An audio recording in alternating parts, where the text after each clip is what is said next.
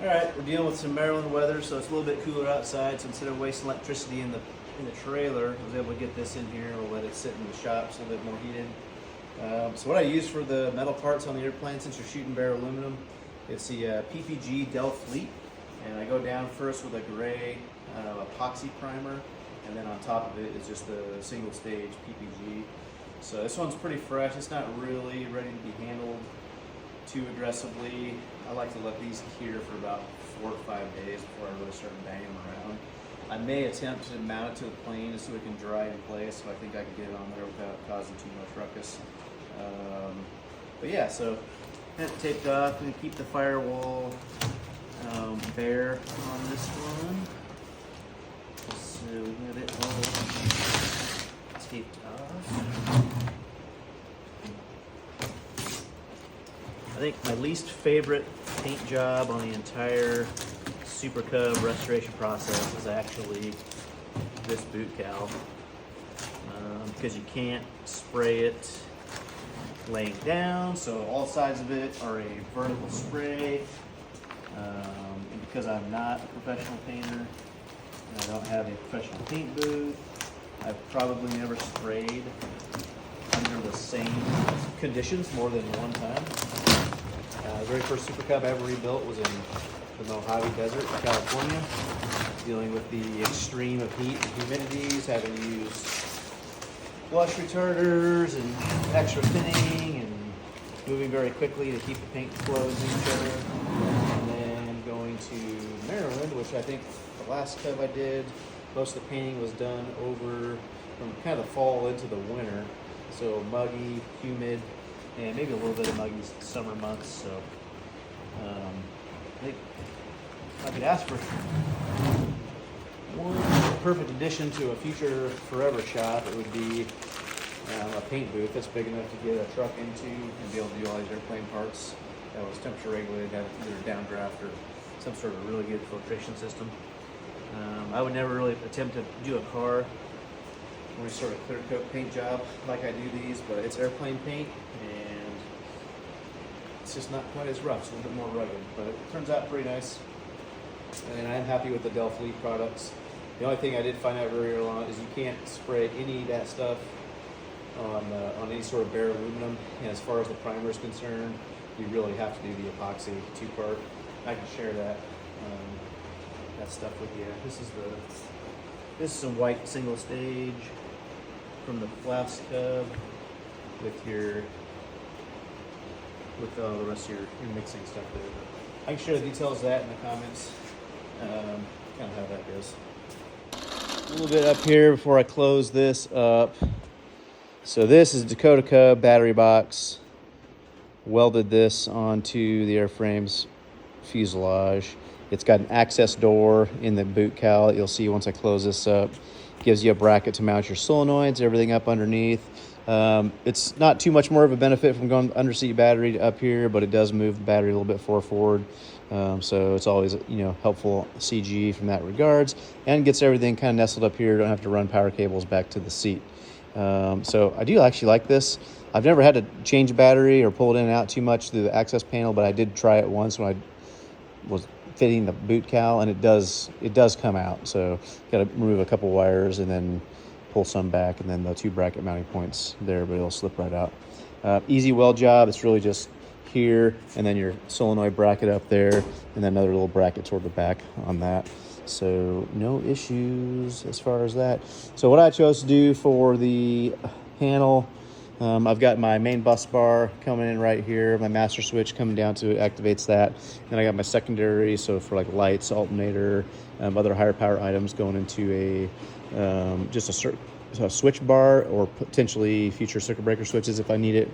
I wanted to wire a little bit extra, so I got a few fuses here that are actually spares, but probably half of it's going to that. I got a Garmin transponder that's mounted in the back under the seat or the rear baggage floor. You've got your GEA engine monitor right here, and then you have your GTR 20 or the 200, whichever it is, but this is a transceiver right here.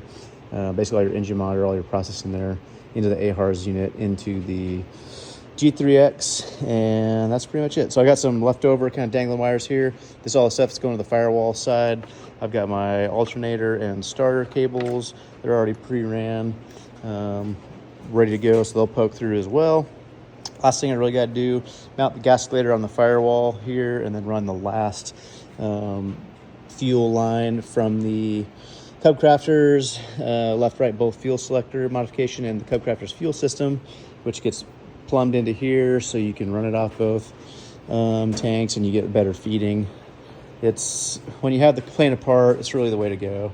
So that's what that kind of looks like when it's all jostled together there. So like I said, I got one more line to run, which that's the output for all tanks and any fuel going into the selector, and it'll run down over into the gascolator and then into the carb. So everything's on a downhill slope all the way up, so up to your right tanks, back across here, and then on the top. So for switches, we're running our master. I got my left mag, right mag, and then my engine start, solenoid clicking there, and then run to the G3X. Like I said, lights over here. I forget exactly. I think these are my landing taxi light, and then I got one of these is a spare, another one will be the alternator. Some holes over here for cabin heat, mixture, carb heat, and G3X. There it is with the transponder built into it and the comm radios, all one spot. So, and engine monitor and everything there. So a lot of red flags and not quite working there due to not everything's hooked up. So I just want to wrap that up. Oh, pitot static lines, I'll get those back in there. Got them color coded for what I want there. My GPS cable, we'll get that plugged back up. So I just need to snug up a few things here, just make sure everything's good. I can access all of this if I pull the G3X, and I've got enough cable right here to pull it out of the dash and then be able to work in this entire hole right here, which is really good. If you're not going to do a G3X or glass panel like this, I recommend building a panel similar with like a 6-pack that has a removable inset, so you can pull the whole thing out. And that's how I've done it in the past when I just do regular round gauges. That way you can still get in the panel going that way instead of having to lay on your back on all this stuff that really kind of destroys you and gives you good access. So I built this forward looking, thinking that probably something in this wiring harness by the time I get it to the airport and ready to fly it, that something, maybe a CAN bus wire or a ground or something may need a little bit of tweaking, and I wanted to be able to access it and get to it. So trying to create, as Jimmy would say, less problems for future Brandon. So that is the underside of the cowling. This will hopefully be the last time I get to see it like this. The boot cowl's going on.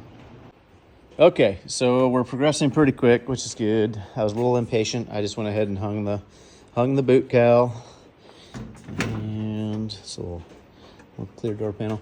So yeah, I'm liking what I see. So it still needs to cure a little bit before I really start playing with it. But I really want to get it mounted and then let it cure in here. Yeah, so there it is. So I need to get another carb heat box for the bottom, and then gascolator mount, gascolator coming, and then I'm gonna figure out where my holes are gonna go for my control cables and my wires coming out. So pretty happy with it. It's looking good, progressing. There's the bottom.